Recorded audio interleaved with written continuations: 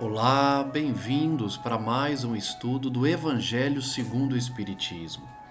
Estamos analisando o capítulo 13. Não saiba a vossa mão esquerda o que dê a vossa mão direita. E estamos no quarto vídeo sobre esse capítulo. Já passamos aqui pelas definições de Kardec sobre a caridade, essencialmente, pelas instruções dos espíritos, ou seja, as mensagens dadas pelos mentores, pelos espíritos de luz, pelos espíritos que muitas vezes fracassaram na Terra também, mas que deixaram registrados os seus entendimentos sobre a caridade.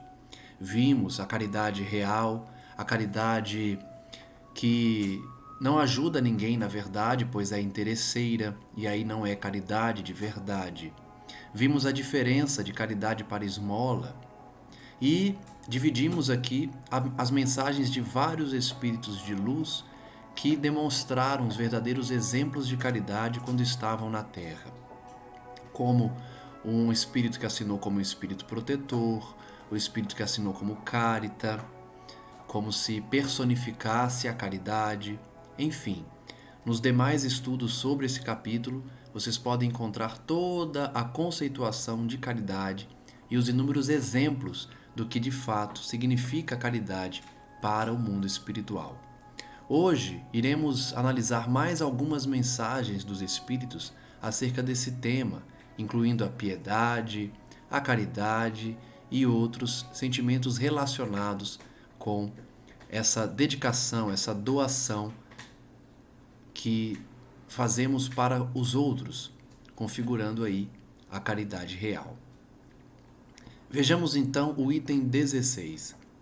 A mulher rica, venturosa, que não precisa empregar o tempo nos trabalhos de sua casa, não poderá consagrar algumas horas a trabalhos úteis aos seus semelhantes?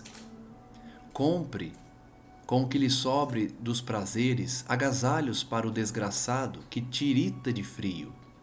Confeccione com suas mãos delicadas roupas grosseiras, mas quentes. Auxilie uma mãe a cobrir o filho que vai nascer. Se por isso seu filho ficar com algumas rendas de menos, o do pobre terá mais com que se aqueça. Então notem que esse espírito já começa a sua mensagem puxando a orelha daqueles que dizem não ter condições para auxiliar o outro, para praticar a caridade. Ele dá exemplos práticos de que todos podem realizar um ato caridoso. A mulher rica, venturosa, que não precisa arrumar a casa, não precisa se dedicar ao lar, ela pode dedicar algumas horas aos semelhantes, ou seja, dar a caridade do seu tempo, da sua atenção, fazer agasalhos para os que sofrem com frio, aliviar a dor de alguém. E aí ele diz: o seu filho até pode ficar com pouco menos de roupa, mas pelo menos alguém que sofre, um filho de uma mulher pobre, pode ter algo com que se aqueça. Trabalhar para os pobres é trabalhar na vinha do Senhor. E aí ele não poderia ser mais claro. E tu, pobre operária, que não tens supérfluo, mas que cheia de amor aos teus irmãos, também queres dar do pouco com que contas. Dá algumas horas do teu dia, do teu tempo, o único tesouro que possuis. Então, como vimos, ele dá o exemplo da mulher com posses, que pode doar seu tempo, que pode comprar comida, que pode confeccionar roupas. E agora ele fala da mulher pobre, que pode dar o seu tempo, o tesouro que ela possui. Não precisa ser dinheiro, mesmo porque ela não tem. Faze alguns desses trabalhos elegantes que tentam os felizes.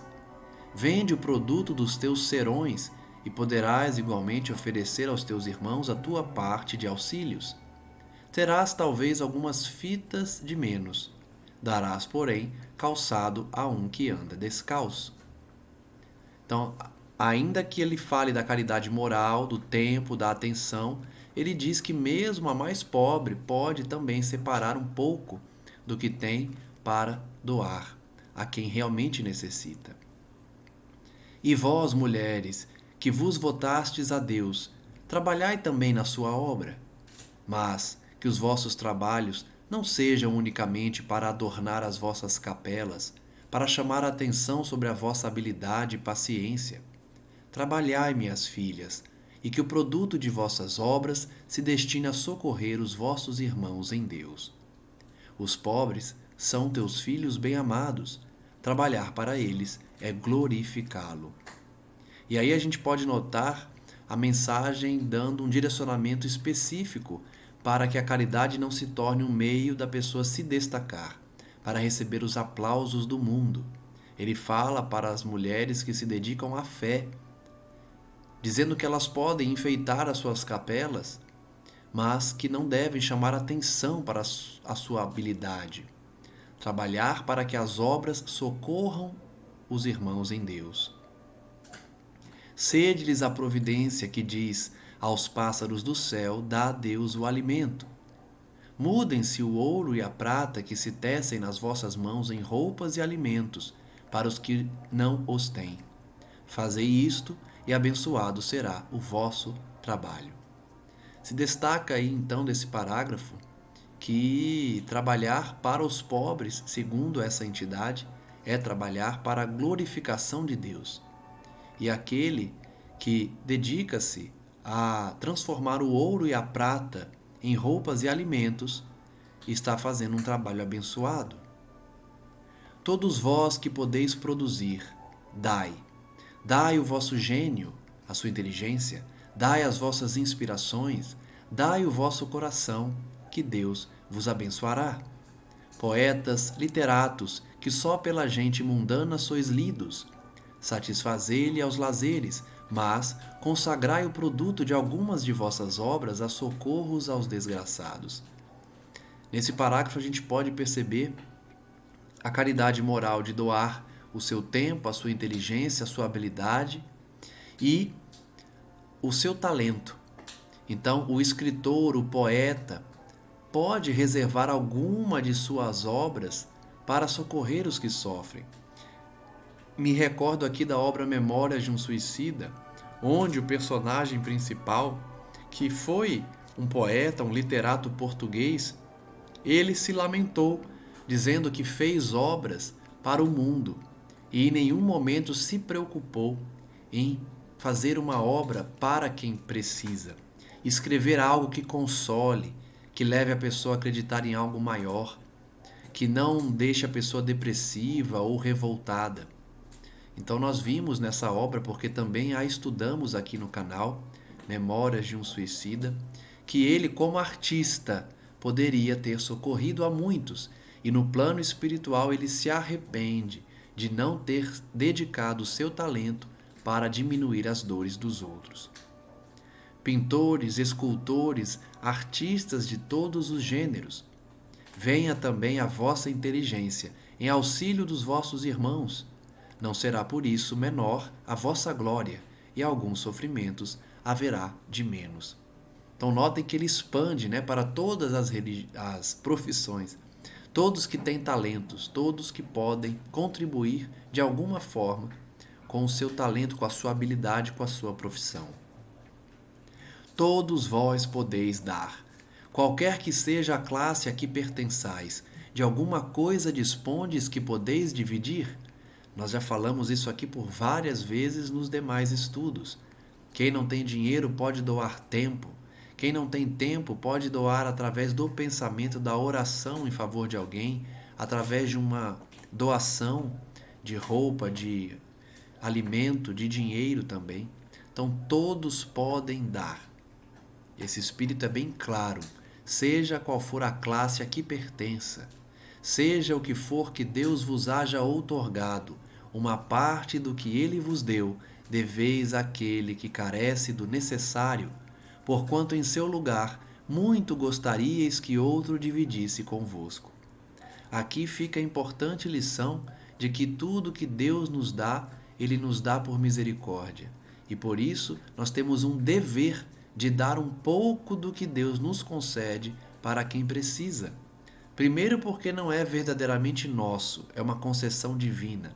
Segundo, porque se nós estivéssemos na posição de quem precisa, certamente gostaríamos de receber também a caridade. fazer com o outro o que gostaríamos que fizessem conosco. Os vossos tesouros da terra serão um pouco menores, contudo, os vossos tesouros do céu ficarão acrescidos. Nós vimos aqui, no último estudo, no final, aquela história dos dois homens que fizeram doações em vida e pesaram os seus sacos cheios de moeda ou vazios. A moeda do pobre valia mais porque ele tinha doado do pouco que ele tinha, mas deu do seu necessário e por isso pesava muito mais. O tesouro tinha muito mais valor no céu do que a saca cheia de joias, mas que não tinham peso algum, eram muito leves, já que o rico tinha doado sem se privar de nada, deu só do seu supérfluo e deu para se destacar no mundo. Jesus já disse: aquele que faz a caridade para ter o aplauso do mundo já recebeu seu galardão na terra e não receberá nos céus.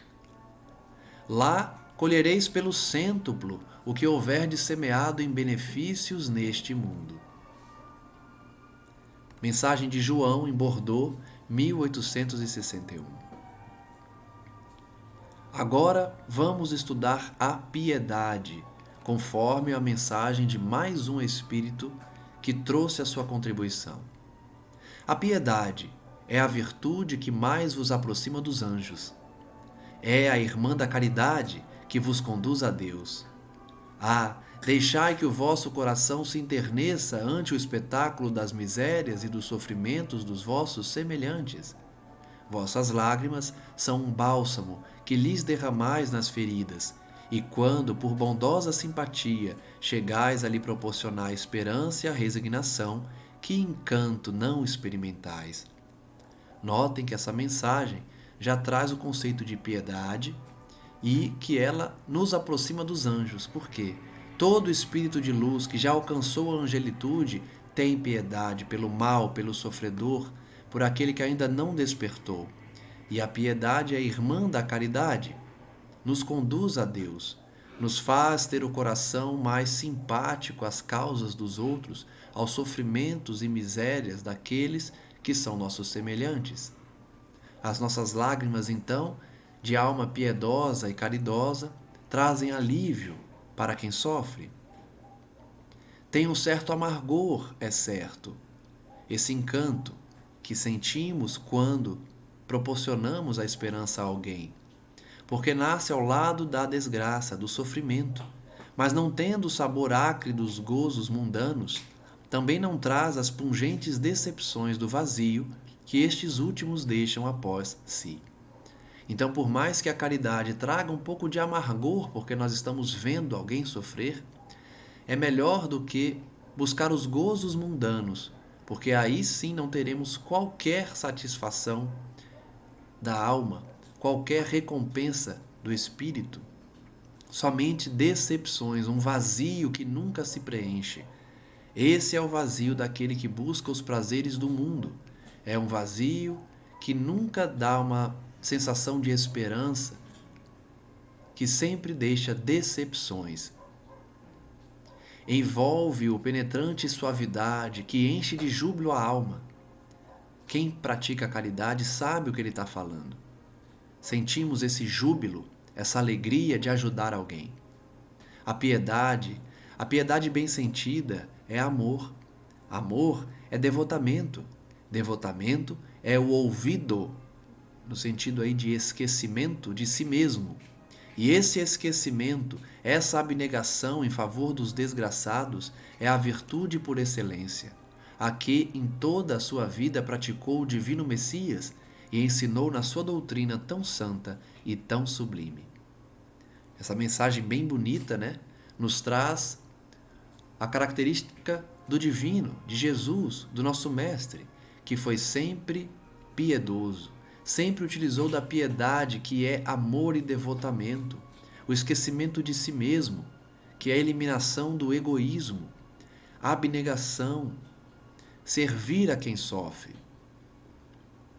Eu estava ouvindo hoje assistindo um vídeo de uma pessoa, psicóloga, E ela dizendo que hoje as pessoas esqueceram de servir.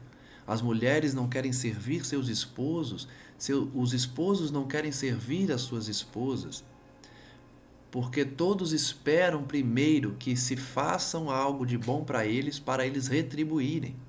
E muitos sequer retribuem. Então as pessoas não sabem servir. Quando ela falou isso, eu me lembrei do Evangelho, que é a mensagem principal de Jesus: servir sempre. Ele deu o maior exemplo. Muitas vezes eu comento que Jesus Cristo deu um exemplo tão forte de humildade, porque ele, governador do mundo, lavou os pés dos seus discípulos. Ele, que tinha todo o poder, já que encontrava-se ao lado do Pai, ajudou a desenvolver a própria terra e nos serve de modelo e guia, ocupou as posições mais humildes, andou descalço muitas vezes, com roupas simples. Então, a abnegação por excelência, nós tivemos o maior exemplo de Jesus, o nosso Mestre. Em toda a sua vida, ele praticou a sua doutrina santa e sublime da abnegação. Quando esta doutrina for restabelecida na sua pureza primitiva, quando todos os povos se lhe submeterem, ela tornará feliz a terra, fazendo que reinem aí a concórdia, a paz e o amor.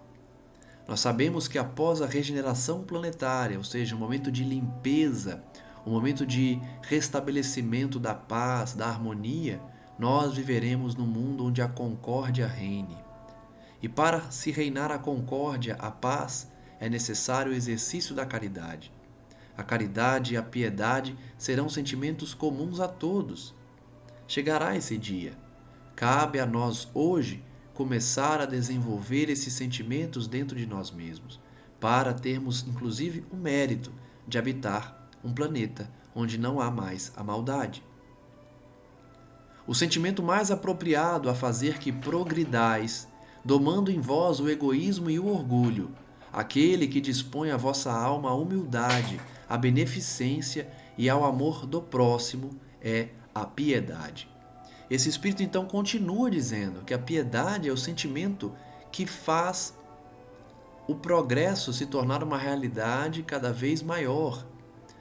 A piedade nos faz domar o egoísmo, o orgulho, porque nos faz sair de nós, pensar no outro. Faz a alma se entregar à humildade, à beneficência, o amor ao próximo. A piedade, portanto, irmã da caridade, nos eleva a alma, de forma a alcançarmos a angelitude no futuro.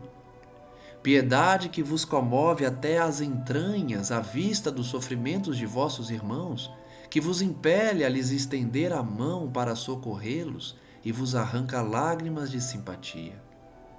Quem tem piedade não consegue fechar os olhos para um mendigo, para uma criança de rua. Pelo menos lhe toca a alma, lhe traz aquela sensação pungente de dor em ver alguém numa situação tão desgraçada, tão sofrida. É a piedade que nos faz encher os olhos de lágrimas, de simpatia pelo outro, quando vemos alguém sofrer com resignação. Nunca, portanto, abafeis nos vossos corações essas emoções celestes. Olha que frase interessante. Tem muita gente hoje que não quer demonstrar que é sensível, que chora, que se compadece, porque isso é um sinal de fraqueza. Essa alma está nos dizendo: nunca abafe do seu coração essas emoções de piedade, de caridade, se emocionar com a dor do outro, se colocar no lugar do outro. Nunca abafe esse sentimento. Não procedais como esses egoístas endurecidos que se afastam dos aflitos, porque o espetáculo de suas misérias lhes perturbaria por instantes a existência álacre. Quantos não são assim hoje? Fecham os olhos para a mendicância, para a drogadição, para os viciados e sofredores. Não querem chegar perto nem ver. Querem que eles sejam excluídos, levados para longe, porque as suas misérias ofendem a sua existência rica ou confortável, a sua vaidade. Uma existência voltada para os prazeres não consegue lidar com o sofrimento do outro, prefere esquecer, ignorar. Temei conservar-vos indiferentes quando puderdes ser úteis. E isso é muito importante. A indiferença hoje é a maior causa de sofrimento porque traz fome, traz abandono pelos políticos no seu povo que sofre sem saneamento básico, sem moradia, sem saúde. É a indiferença que faz o coração egoísta fechar os olhos e o sentimento para a piedade e a caridade. Temei, ele diz. Ou seja, devemos ter temor de nos tornarmos indiferentes, porque se estivermos indiferentes, duro será o nosso caminho até o despertar da humildade, da simplicidade, especialmente da piedade. A tranquilidade comprada à custa de uma indiferença culposa é a tranquilidade do mar morto, no fundo de cujas águas se escondem a vasa fétida e a corrupção. Então, aquele que vive tranquilamente, entre aspas, porque é indiferente com as dores dos outros, não tem uma tranquilidade real, tem uma tranquilidade superficial, enquanto que por dentro é corrupto e fétido. Quão longe, no entanto, se acha a piedade de causar o distúrbio e o aborrecimento de se arreceia o egoísta. Vejam que ele diz, a piedade causa distúrbio e aborrecimento ao egoísta, ele não quer sentir isso. Sem dúvida, ao contato da desgraça de outrem, a alma, voltando-se para si mesma, experimenta um confrangimento natural e profundo, que põe em vibração todo o ser e o abala penosamente. Nós falamos agora há pouco que aquele que é egoísta, indiferente, ele não quer ver o sofrimento do outro, ele quer ignorar o mendigo, o menino de rua, o viciado em drogas que perambula pelas ruas. Ele quer que essas pessoas se distanciem dele. Por quê? Porque a visão dessas pessoas faz eles terem, ainda que inconscientemente, um abalo, porque a vibração chacoalha o seu ser, já que todos nós temos dentro de nós a centelha divina, um pedacinho de Deus que nos faz ter piedade do outro, ainda que estejamos indiferentes hoje. Grande, porém, é a compensação, quando chegais a dar coragem e esperança a um irmão infeliz, que se internece ao aperto de uma mão amiga, e cujo olhar úmido por vezes de emoção e de reconhecimento para vós se dirige docemente, antes de se fixar no céu em agradecimento por lhe ter enviado um consolador, um amparo. Ele diz então que a compensação é grande para aquele que se dedica ao outro, dando coragem e esperança, apertando a mão, olhando de forma caridosa, com emoção e reconhecimento, recebendo por sua vez esse mesmo olhar daquele que recebe o auxílio, que certamente agradecerá aos céus por ter colocado uma pessoa que o auxiliou. Repito, não devemos fazer a caridade esperando algo em troca, porém é natural que a lei divina, que a vida nos devolva em bênçãos a caridade que fazemos. Não devemos priorizar o retorno, porém é natural. Ainda que seja um olhar de agradecimento por termos auxiliado. A piedade é o melancólico, mas celeste precursor da caridade. Então, primeiro você sente piedade, depois você faz a caridade. A piedade é a primeira das virtudes que a tem por irmã, a caridade, e cujos benefícios ela prepara e enobrece. Mensagem então dada por Miguel em Bordeaux, 1862. Vejamos agora uma das últimas mensagens, se não a última do capítulo, intitulado Os Órfãos. Meus irmãos, amai os órfãos. Se soubesseis quanto é triste ser só e abandonado, sobretudo na infância, Deus permite que haja órfãos para exortar-nos a servir-lhes de pais.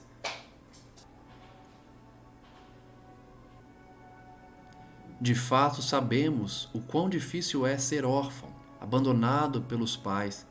Porém, essa entidade já nos explica que Deus permite a existência de órfãos para que nós possamos ter a oportunidade de agirmos como pais. É por isso que sempre quando alguém pergunta como pode servir a outrem se perdeu alguém, se perdeu um pai, se perdeu uma mãe, e sempre me vem aquela mensagem de que se nós não temos mais a companhia de nosso pai terreno, que sejamos então filhos de alguém que não tem, alguém que perdeu seu filho, sua filha. E se o contrário, perdermos o contato dos nossos filhos por conta de uma desencarnação, sejamos mães e pais de pessoas que não têm pais e mães. Então, é uma oportunidade de se transformar em alguém que se doa através da piedade, da caridade, a fim de que sirvamos de pais a crianças abandonadas. Que divina caridade amparar uma pobre criaturinha abandonada, evitar que sofra fome e frio, dirigir-lhe a alma, a fim de que não desgarre para o vício. Agrada a Deus quem estende a mão a uma criança abandonada, porque compreende e pratica a sua lei.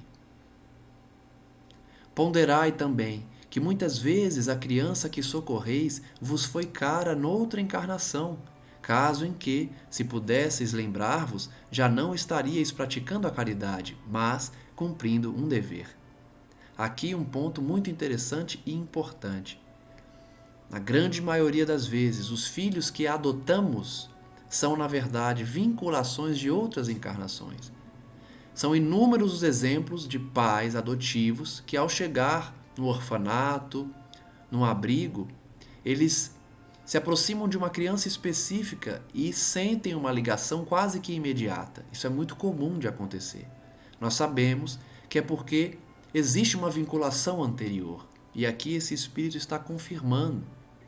Quem estende a mão a uma criança abandonada, que muitas vezes foi cara para nós em outra encarnação, nós já não estamos mais fazendo caridade, mas sim cumprindo um dever, porque continuamos a cultivar um laço que já existe. Assim, pois, meus amigos, todo sofredor é vosso irmão e tem direito à vossa caridade. Não, porém, a essa caridade que magoa o coração, não a essa esmola que queima a mão em que cai, pois frequentemente bem amargos são os vossos óbolos. Ele está repetindo aqui o que outros espíritos falaram em outras mensagens, não é? A diferença de caridade para esmola, que caridade que magoa o coração não é caridade. A esmola queima a mão porque a pessoa faz por interesse ou faz para humilhar.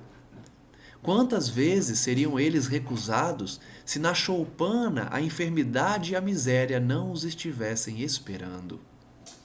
Dai delicadamente, porque essas pessoas, mesmo humilhadas, aceitam essa suposta caridade porque a dor está aguardando no barraco que eles moram. Então eles aceitam, mesmo que machuque. Só que saibam que quem deu não está fazendo caridade. Pode pensar que está, mas não é caridade real. Se humilhou, se diminuiu, se fez por interesse, não tem valor. Por mais que a pessoa aceite e leve, porque ela está aceitando, porque ela aguarda sofrimento na sua casa, no seu barraco, ela precisa daquele alimento, daquela roupa. Então, se não fosse a situação desesperadora que elas vivem, elas não aceitariam essa esmola que ofende, esse auxílio que, na verdade, é um ato de humilhação. Dai delicadamente ao conselho do Espírito, juntai ao benefício que fizerdes o mais precioso de todos os benefícios, o de uma boa palavra, de uma carícia, de um sorriso amistoso. Evitai esse ar de proteção, que equivale a revolver a lâmina no coração que sangra, e considerai que, fazendo o bem, trabalhais por vós mesmos e pelos vossos. Então ele está dizendo aqui que a caridade ela tem que ser feita de forma delicada, juntando ao ato de ajudar uma carícia, um sorriso amistoso, uma palavra amiga. Não praticar a caridade com ar de proteção, com soberba, com ar de superioridade. Isso equivale a mexer uma lâmina de uma faca que está na ferida de alguém. Não é caridade.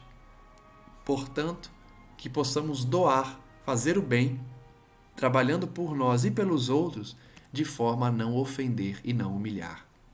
Quem deu essa mensagem foi um espírito que assinou como um espírito familiar, em Paris, também em 1860. Agora sim, acredito que a última contribuição dos espíritos nesse capítulo, chamado Benefícios Pagos com Ingratidão. Kardec, por vezes, finaliza os capítulos com uma indagação. Que se deve pensar dos que, recebendo a ingratidão em paga de benefícios que fizeram, deixam de praticar o bem para não topar com os ingratos? Olha que pergunta. Isso acontece até hoje, 2023. Muitas pessoas param de fazer o bem, de fazer a caridade, porque foram objeto de ingratidão. Esperam que a pessoa retribua, agradeça, e muitas vezes a pessoa está numa condição terrível, que ela não agradece, às vezes até ofende. Que se deve pensar então das pessoas que param de fazer o bem porque sofreram ingratidão? Resposta: nesses há mais egoísmo do que caridade, visto que fazer o bem apenas para receber demonstrações de reconhecimento é não o fazer com desinteresse. E o bem feito desinteressadamente é o único agradável a Deus. Jesus foi muito claro no Sermão da Montanha, falando da caridade sem querer as palmas, a idolatria, o reconhecimento dos homens. Quem faz a caridade buscando o reconhecimento já recebeu seu galardão na terra, seu prêmio aqui, sua recompensa, que é justamente o reconhecimento dos outros. Não recebe nada, portanto, no céu. Aquele então que para de fazer o bem porque recebeu uma ingratidão, ou a pessoa não agradeceu, na verdade fazia pelo reconhecimento, e aí não tem valor. A caridade deve ser feita com desinteresse. A caridade com desinteresse é a única agradável a Deus. Nesses há também orgulho, porquanto os que assim procedem se comprazem na humildade com que o beneficiado lhes vem depor aos pés o testemunho do seu reconhecimento. Eles querem ser bajulados. Olha como ele me ajudou, muito obrigado, você é um anjo. Muitos vão dizer isso, e aí cabe a quem ajudou negar, não deixar a pessoa se ajoelhar, não deixar a pessoa exagerar no agradecimento, porque nós não estamos fazendo por reconhecimento, né? Quem faz esperando isso é orgulhoso, é vaidoso, quer reconhecimento. Aquele que procura na terra recompensa ao bem que pratica, não a receberá no céu. Está aí. Acabei de falar. Por quê? É uma das lições mais preciosas do Cristo.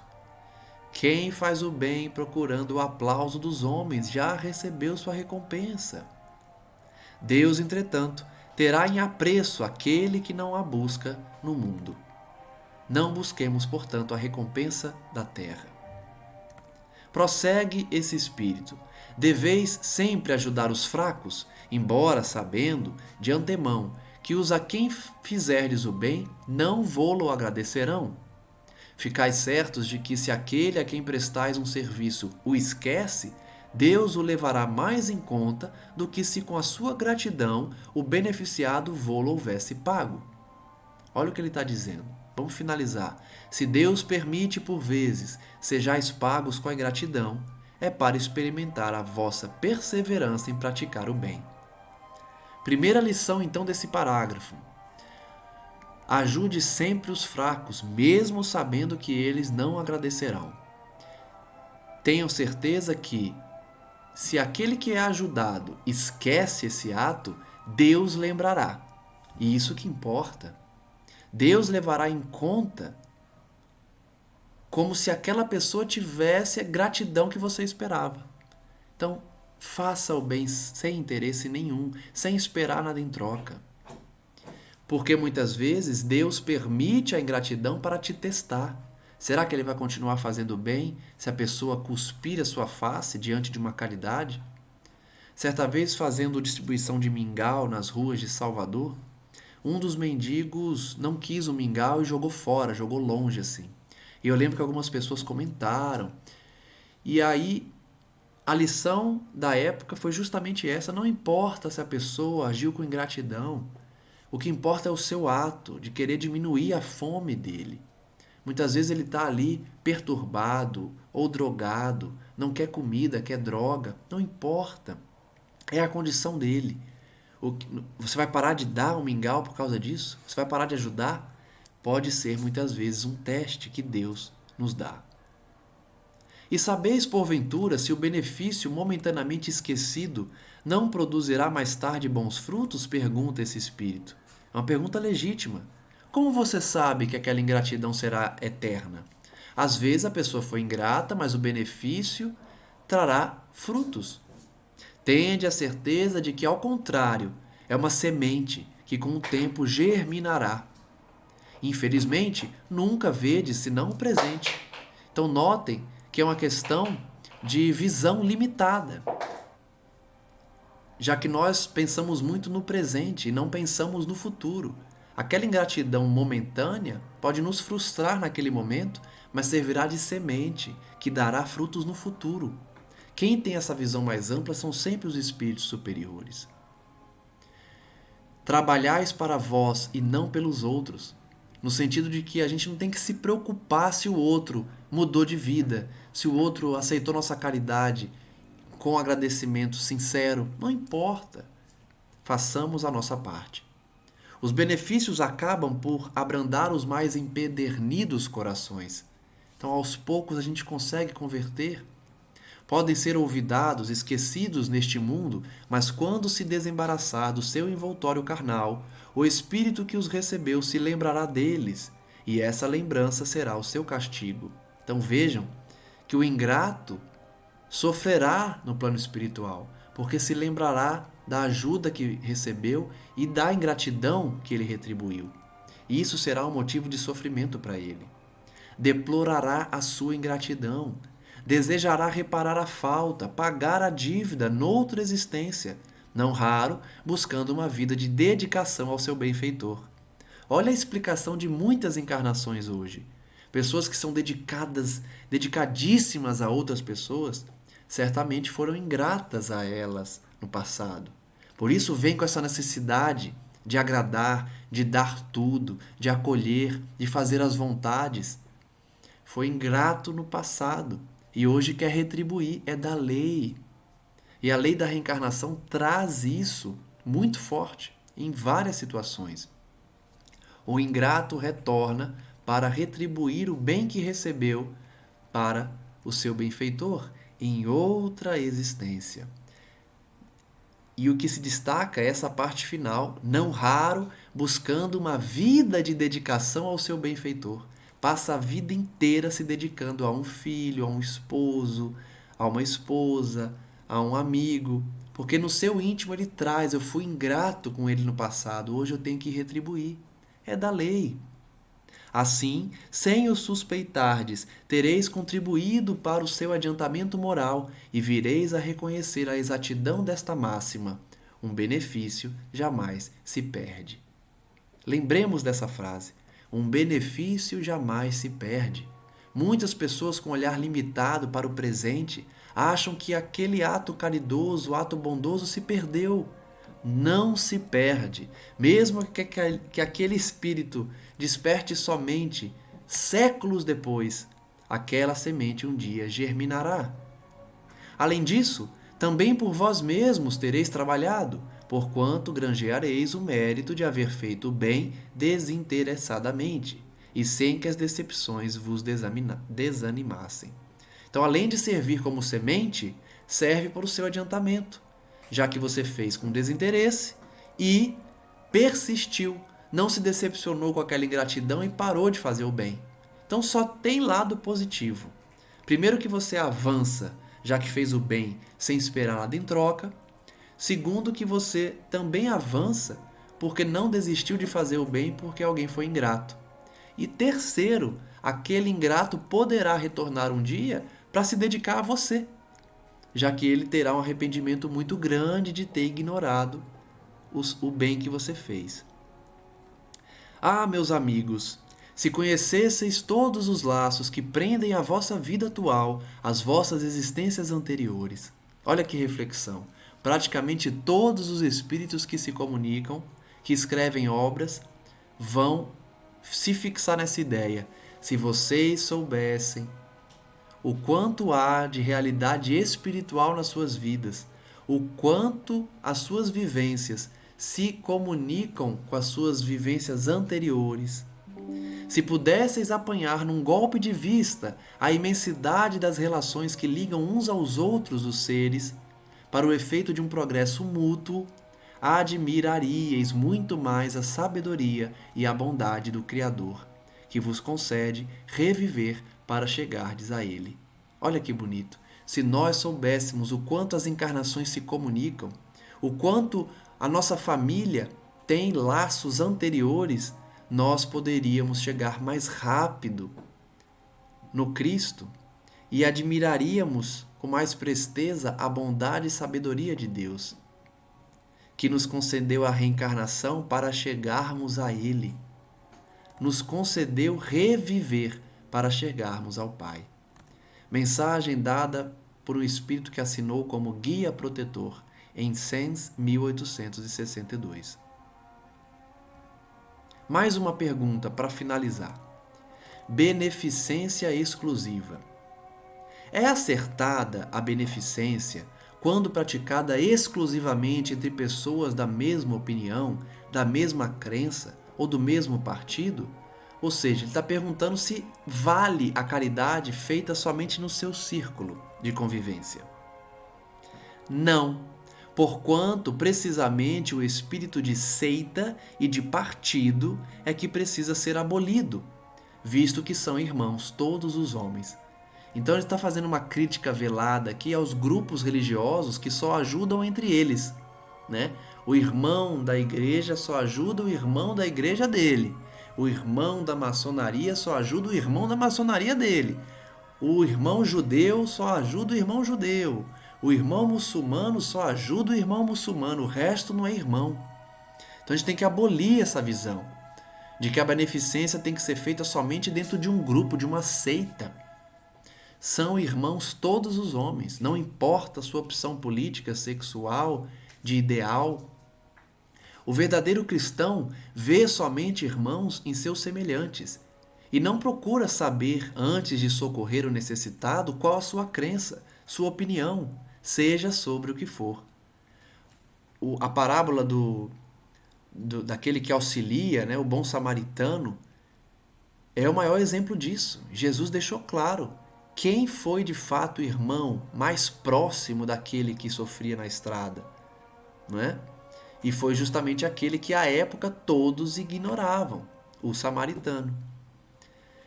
O espírito de seita, de divisão, tem que acabar e vai acabar porque é natural a nossa evolução. Ajudemos, portanto, sem olhar a crença, a opinião, a opção que for, da mesma forma que o samaritano fez. Obedeceria o cristão, porventura, ao preceito de Jesus Cristo, segundo o qual devemos amar os nossos inimigos, se repelisse o desgraçado por professar uma crença diferente da sua? Então ele está perguntando, a pessoa seria cristã de verdade se deixasse de fazer o bem porque a pessoa, objeto da caridade, pensa diferente? Tem outra religião? Ele não seria cristão de verdade. Socorra-o, portanto, sem lhe pedir contas à consciência, pois, se for um inimigo da religião, esse será o meio de conseguir que ele a ame. Olha só, o maior exemplo para arrastar alguém, justamente pelo exemplo, É fazer o bem ainda que a pessoa odeie a sua religião. É a melhor forma de demonstrar para ela que a sua religião tem certa validade, porque mesmo que ele odeie, você está ajudando. Repelindo-o faria que a odiasse. É uma consequência então lógica. Quem deu essa resposta foi São Luís, em Paris, 1860. Finalizamos então o capítulo 13, depois de 4 partes, justamente porque é um capítulo bem extenso, mas vimos aqui a beleza da caridade, as mensagens belíssimas que foram passadas por espíritos de luz, hoje principalmente, e espero que todos possam ter refletido sobre a importância da caridade real, da piedade, que é a irmã da caridade, da caridade feita com desinteresse, mesmo que aqueles seus destinatários sejam ingratos. Reflitamos sobre todas essas mensagens dadas pelos espíritos superiores e peçamos ao Pai que Ele continue a nos envolver, a nos abençoar, a nos proteger e a nos trazer esses princípios de caridade que devemos aplicar em nossas existências, na família, no trabalho, na convivência social, em todos os setores, não esperando jamais o reconhecimento dos homens, a retribuição de quem recebe o auxílio, se fixando em Jesus para o exemplo de caridade, em São Francisco de Assis e em tantos outros que se dedicaram ao próximo sem esperar absolutamente nada em troca. Pedimos então que essa mensagem chegue aos corações desfalecidos, sofredores e que, a cada dia, estejamos mais próximos do nosso Senhor, através do exercício da caridade desinteressada, da reforma íntima e do cultivo de pensamentos elevados em favor do nosso engrandecimento moral. Graças damos ao nosso Senhor hoje e sempre, e que assim seja. Obrigados a todos mais uma vez e aguardo vocês para o próximo estudo, em que analisaremos o capítulo 14 e amanhã, até sexta, continuaremos o estudo do livro Missionários da Luz, de André Luiz. Um forte abraço a todos e até mais.